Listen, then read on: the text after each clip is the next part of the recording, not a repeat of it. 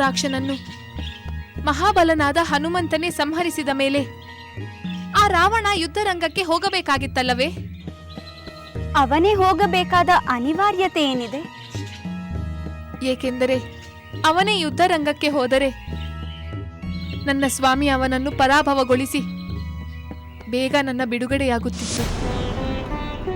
ನಿನ್ನ ಆಸೆ ಸಕಾರಣವಾಗಿಯೇ ಇದೆ. ಆದರೆ ಅದು ನೀನಂದುಕೊಂಡಷ್ಟು ಸುಲಭವಾಗಿ ಸಾಧ್ಯವಾಗುವುದಿಲ್ಲ. ಏಕೆಂದರೆ ರಾವಣನ ಬಳಿ ಧೂಮ್ರಾಕ್ಷನಂತ ಇನ್ನೂ ಹಲವು ರಾಕ್ಷಸ ವೀರರಿದ್ದಾರೆ. ಅವರನ್ನೆಲ್ಲ ಬಲಿ ಕೊಡದೆ ತಾನೇ ಬಲಿಯಾಗುವ ಅವಿವೇಕಿಯಲ್ಲ ರಾವಣ.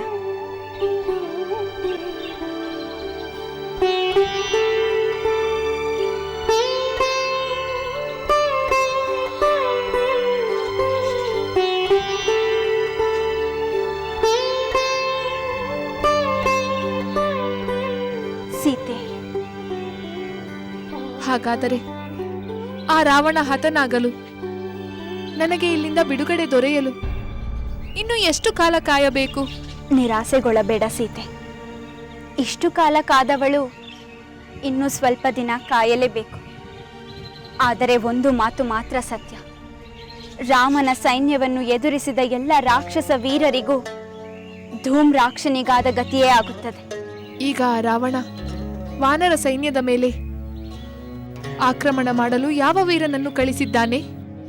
ಈಗ ವಜ್ರದಂಷ್ಟ್ರನೆಂಬ ರಾಕ್ಷಸ ಹೋಗಿದ್ದಾನೆ.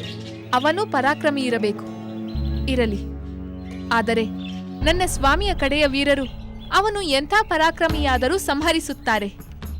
ತ್ರಿಜಟೆ, ಅವನನ್ನು ಯಾರು ಸಂಹರಿಸಿದರು ಎಂಬ ವಾರ್ತೆಯನ್ನು ತಪ್ಪದೆ ನನಗೆ ತಿಳಿಸುತ್ತೀಯಾ?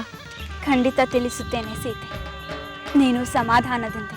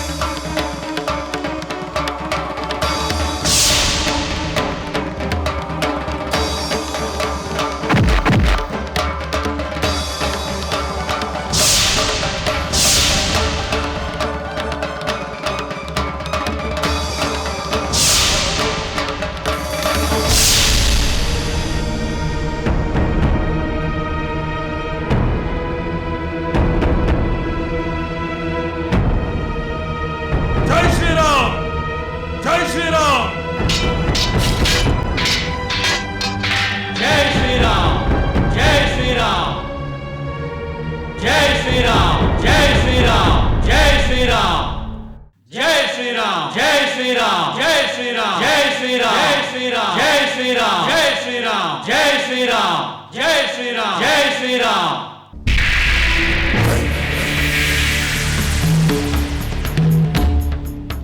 ಪ್ರಾಸ್ತ, ನೀನು ಹೇಳುತ್ತಿರುವುದು ನಿಜವೇ? ಮಹಾಬಲಶಾಲಿಯಾದ ವಜ್ರದಂಶ ಅಂಗದಿನಿಂದ ಹತನಾದನೆ. ಅವನು ವಾನರ ಸೈನ್ಯದಲ್ಲಿ ಅಲ್ಲೋಲ ಕಲ್ಲೋಲ ಉಂಟು ಮಾಡುತ್ತಿದ್ದಾನೆಂದು ಹೇಳಿದ್ದು ಸುಳ್ಳೆ? ಸುಳ್ಳಲ್ಲ ಪ್ರಭು, ಇದು ನಿಜ. ವಜ್ರದಂಷ್ಟ ರಣರಂಗದಲ್ಲಿ ವಿಜೃಂಭಿಸಿದ್ದು ನಿಜ. ಅನೇಕ ವಾನರ ಸೈನಿಕರನ್ನು ಸಂಹರಿಸಿದ್ದು ನಿಜ. ಅವನ ಪರಾಕ್ರಮದ ಉಬ್ಬರಕ್ಕೆ ವಾನರ ಸೈನ್ಯ ಭಯಭೀತಿಯಿಂದ ಹಿಮ್ಮೆಟ್ಟಿದ್ದು ನಿಜ. ಆದರೆ ಈ ನಿಜವೆಲ್ಲ ಹೇಗೆ ಸುಳ್ಳಾಯಿತು? ಬಲಶಾಲಿಯಾದ ವಜ್ರದಂಶನನ್ನು ಒಬ್ಬ ಬಾಲಕ ಅಂಗದ ಕೊಂದನೆ, ಇದನ್ನು ನಾನು ಹೇಗೆ ನಂಬುವುದು? ಅನ್ಯ ಮಾರ್ಗವಿಲ್ಲ ಪ್ರಭು, ಇದು ನಂಬಲೇಬೇಕಾದ ಸತ್ಯ. ವಜ್ರದಂಶ ಅಂಗದನನ್ನು ಅನೇಕ ಸಾರಿ ಗಾಯಗೊಳಿಸಿದ. ಆದರೆ ಅಂಗದ ಮತ್ತೆ ಚೈತನ್ಯ ತಂದುಕೊಂಡು ವಜ್ರದಂಶನನ್ನು ಸಂಹರಿಸಿಬಿಟ್ಟ. ಅಂದರೆ ಈಗ ನಾನೇ ರಣರಂಗಕ್ಕೆ ಹೋಗಿ ಶತ್ರುವನ್ನು ಧ್ವಂಸ ಮಾಡಿಬಿಡಬೇಕು. ಬೇಡಿ ಪ್ರಭು, ಬೇಡಿ. ಈಗಲೇ ನೀವು ಹೋಗುವುದು ಬೇಡ. ನಮ್ಮಲ್ಲಿ ಸಾಕಷ್ಟು ಮಹಾವೀರರಿದ್ದಾರೆ. ನಿಮ್ಮ ಸೇವೆಗೆ ಸಿದ್ಧರಾಗಿರುವ ಹಲವರಿರುವಾಗ ಯುದ್ಧ ಭೂಮಿಗೆ ನೀವು ಹೋಗುವುದು ಬೇಡ ಪ್ರಭು.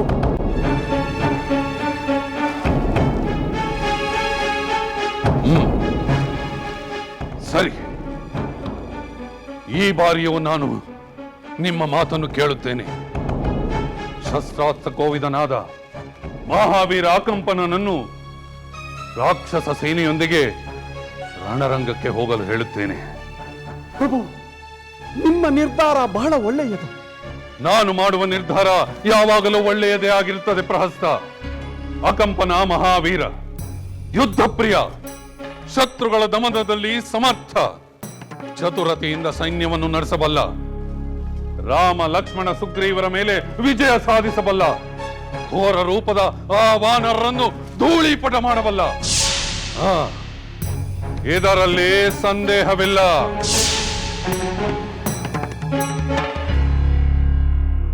ಅಕಂಪನ. ಮಹಾಪ್ರಭು, ಪ್ರಣಾಮಗಳು. ಅಪ್ಪಣೆ ಮಾಡಿ ಪ್ರಭು. ಅಕಂಪನ, ಏ ರಾವಣನ ಸತ್ವ ಪರೀಕ್ಷೆಯ ಸಂದಿಗ್ಧ ಸಮಯ ಬಂದಿದೆ. ಅದನ್ನು ನೀನು ನಿವಾರಿಸಬೇಕು. ಹೇಳಿ ಪ್ರಭು, ಸಿದ್ಧನಾಗಿದ್ದೇನೆ. ನೀನೀಗಲೇ ರಣರಂಗಕ್ಕೆ ಹೋಗಿ ರಾಕ್ಷಸ ಸೈನ್ಯ ನೇತೃತ್ವ ವಹಿಸಿ ರಾಮ ಲಕ್ಷ್ಮಣ ವಾನರಾದಿಗಳನ್ನು ಧ್ವಂಸಗೊಳಿಸಬೇಕು. ಅದಾವ ಮಹಾ ಕೆಲಸ ಪ್ರಭು. ನಾನು ಈ ಕೂಡಲೇ ಹೋಗಿ ಜಯಶಾಲಿಯಾಗಿ ಬರುತ್ತೇನೆ. ಅದಷ್ಟು ಸುಲಭದ ಕೆಲಸವಲ್ಲ ಕಂಪನ. ಆ ವಾನರ ಅಂಗದ ನಮ್ಮ ಮಹಾಪರಾಕ್ರಮಿ ವಜ್ರದಂಶನನ್ನು ಸಂಹಾರ ಮಾಡಿದ್ದಾನೆ. ಎಚ್ಚರವಿರಲಿ. ಆಗಲಿ ಪ್ರಭು, ನಾನು ಎಚ್ಚರದಿಂದ ನೀವು ಮೆಚ್ಚುವಂತೆ ಹೋರಾಡುತ್ತೇನೆ. ಜೈ ರಾವಣೇಶ್ವರ.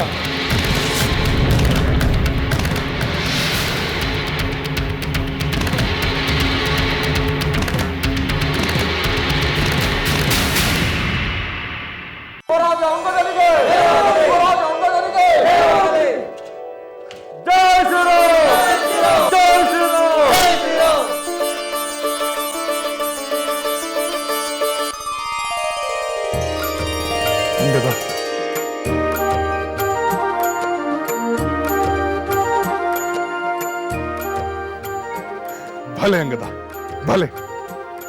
ನಮ್ಮೆಲ್ಲರ ನಿರೀಕ್ಷೆಯನ್ನು ನೀನು ಸಫಲಗೊಳಿಸಿದೆ. ಆ ವೀರ ವಜ್ರದಂಷ್ಟನನ್ನು ಸಂಹರಿಸಿ ನಮ್ಮ ವಾನರ ಸೈನ್ಯಕ್ಕೆ ಒದಗಿದ ಆಪತ್ತನ್ನು ನೀನು ನಿವಾರಿಸಿಬಿಟ್ಟೆ ಅಂಗದ. ರಾಮನ ಕೃಪೆಯಿಂದಲೇ ರಾಮ ಕಾರ್ಯ ಸುಲಲಿತವಾಗಿ ಈಡೇರುತ್ತದೆ ರಾಮಚಂದ್ರ. ಅಂಗದ, ಈ ನಿನ್ನ ಸರಳ ಗುಣವೇ ನಿನ್ನ ವ್ಯಕ್ತಿತ್ವಕ್ಕೆ ಭೂಷಣ. ವೀರನಾದವನಲ್ಲಿ ಇಂತಹ ವಿನಯತೆ ವಿಧೇಯತೆ ಬಹಳ ಅಪರೂಪ. ಸೌಮಿತ್ರಿ, ನಿನ್ನ ಶೌರ್ಯ ಪರಾಕ್ರಮಗಳ ಮುಂದೆ ನಾನೆಷ್ಟರವನು? ಮನಸ್ಸು ಮಾಡಿದರೆ ನೀನೊಬ್ಬನೇ ಆ ರಾಕ್ಷಸ ಸೈನ್ಯವನ್ನು ನಿಶ್ಶೇಷಗೊಳಿಸುತ್ತಿದ್ದೆ ಎಂದು ನನಗೆ ಗೊತ್ತಿಲ್ಲವೇ? ರಾಮನ ಕೃಪೆಯಿಂದ ನಮಗೂ ಒಂದಿಷ್ಟು ಕೀರ್ತಿ ದೊರೆಯುತ್ತಿದೆ ಅಷ್ಟೇ. ಅಂಗದ ಕುಮಾರ, ನಿನ್ನ ಮಾತು ನಿಜ. ರಾಮ ಲಕ್ಷ್ಮಣರಿಬ್ಬರು ರಾಕ್ಷಸ ಕುಲವನ್ನೇ ಮುದ್ದಿಸಿ ಜಯಶಾಲಿಗಳಾಗಬಲ್ಲರು. ನಮಗೂ ಸಂತೋಷ ಉಂಟಾಗಲೆಂದು ಇಡೀ ನಮ್ಮ ವಾನರ ಕುಲವನ್ನೇ ಕರೆತಂದಿದ್ದಾರೆ.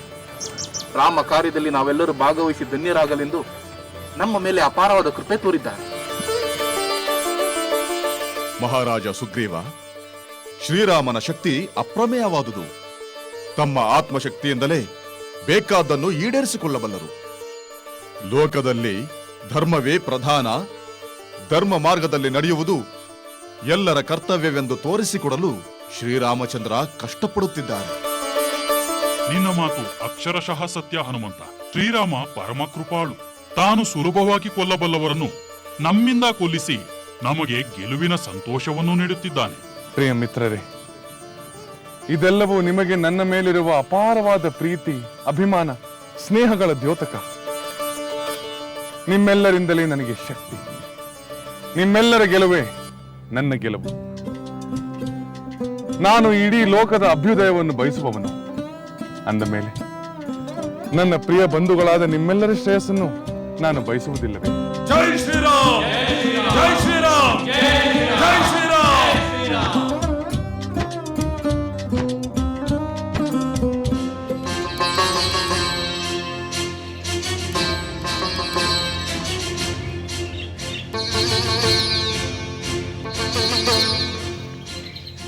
ಸೀತೆ, ಏಕೆ ಈ ಆತಂಕ? ಯಾವ ಚಿಂತೆ ನಿನ್ನನ್ನು ಬಾಧಿಸುತ್ತಿದೆ? ನೀನು ಹೇಳಿದ ಮಾತುಗಳನ್ನೇ ಯೋಚಿಸುತ್ತಿದ್ದೆ ತ್ರಿಜಟೆ. ನನ್ನ ಯಾವ ಮಾತುಗಳು ನಿನ್ನ ಚಿಂತೆಗೆ ಕಾರಣವಾಯಿತು ಸೀತೆ? ಆ ರಾವಣನ ಬಳಿ ಇನ್ನೂ ಹಲವಾರು ರಾಕ್ಷಸರಿದ್ದಾರೆ. ಅವನು ಈಗಲೇ ಯುದ್ಧ ಭೂಮಿಗೆ ಹೋಗುವ ಅಗತ್ಯ ಬರುವುದಿಲ್ಲ ಎಂದು ಹೇಳಿದೆಯಲ್ಲ. ಸೀತೆ, ನೀನು ಇನ್ನೂ ಅದನ್ನೇ ಯೋಚಿಸುತ್ತಿರುವೆಯಾ? ಅದರಲ್ಲಿ ಆತಂಕ ಪಡುವಂಥದ್ದೇನಿದೆ? ನಿಜ, ರಾವಣನ ಬಳಿ ಇನ್ನೂ ಹಲವು ವೀರರಿದ್ದಾರೆ ಎಂಬುದು ನಿಜ. ಹಾಗೆಯೇ ಅವರೆಲ್ಲರ ನಂತರ ರಾವಣನೇ ಯುದ್ಧ ಭೂಮಿಗೆ ಹೋಗಬೇಕೆಂಬುದು ನಿಜ. ಆದರೆ ಅದಕ್ಕೆ ಹೆಚ್ಚು ಸಮಯ ಬೇಕೆಂಬುವುದು ನಿಜವಲ್ಲವೇ ತ್ರಿಜಟೆ? ಅದನ್ನು ಅಷ್ಟೊಂದು ಖಂಡಿತವಾಗಿ ಹೇಳಲಾಗುವುದಿಲ್ಲ. ಏಕೆಂದರೆ ರಾವಣನ ಮನೋಲಹರಿ ಹೀಗೆ ಎಂದು ಹೇಳಲಾಗುವುದಿಲ್ಲ. ಈಗಲೇ ಹೋಗಬಾರದು ಎಂದುಕೊಂಡವನು ನಾಳೆಯೇ ರಣರಂಗಕ್ಕೆ ಹೋದರೂ ಅದರಲ್ಲಿ ಆಶ್ಚರ್ಯವಿಲ್ಲ. ಇಲ್ಲವಾದರೆ ಲಂಕೆಯ ಎಲ್ಲಾ ವೀರರ ಸಂಹಾರವಾಗುವವರೆಗೂ ನಾನು ಕಾಯುತ್ತಲೇ ಇರಬೇಕೇ ತ್ರಿಜಟೆ? ಕಾಯಬೇಕು ನಿಜ, ಆದರೆ ಅದು ತುಂಬಾ ದೀರ್ಘಕಾಲವಾಗಬಹುದೆಂದು ನನಗನಿಸುತ್ತಿಲ್ಲ. ಏಕೆಂದರೆ ವಾನರ ವೀರರು ಸುಮ್ಮನೆ ಕೂಡುವವರಲ್ಲ. ಹನುಮಂತ ಧೂಮ್ರಾಕ್ಷನನ್ನು, ಅಂಗದ ವಜ್ರದಂಶನನ್ನು ಸಂಹರಿಸಿದಂತೆ ರಾವಣ ಕಳುಹಿಸುವ ಎಲ್ಲ ರಾಕ್ಷಸ ವೀರರನ್ನು ವಾನರ ವೀರರು ಶೀಘ್ರವಾಗಿ ವಧಿಸುತ್ತಾರೆ. ಅದಾದ ನಂತರ ರಾವಣ ಶೀಘ್ರವಾಗಿ ಯುದ್ಧ ಭೂಮಿಗೆ ಬರುತ್ತಾನೆ. ಅವನು ಅಲ್ಲಿಗೆ ಬಂದನೆಂದರೆ ಅವನ ಆಯಸ್ಸು ಮುಗಿದಂತೆಯೇ ಸರಿ.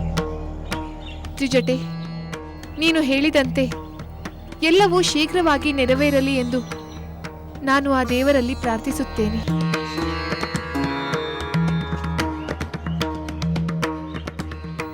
ತ್ರಿಜಟೆ, ಈಗ ಯುದ್ಧಕ್ಕೆ ಹೋಗಿರುವ ರಾಕ್ಷಸ ವೀರ ಯಾರು? ಅಕಂಪನ.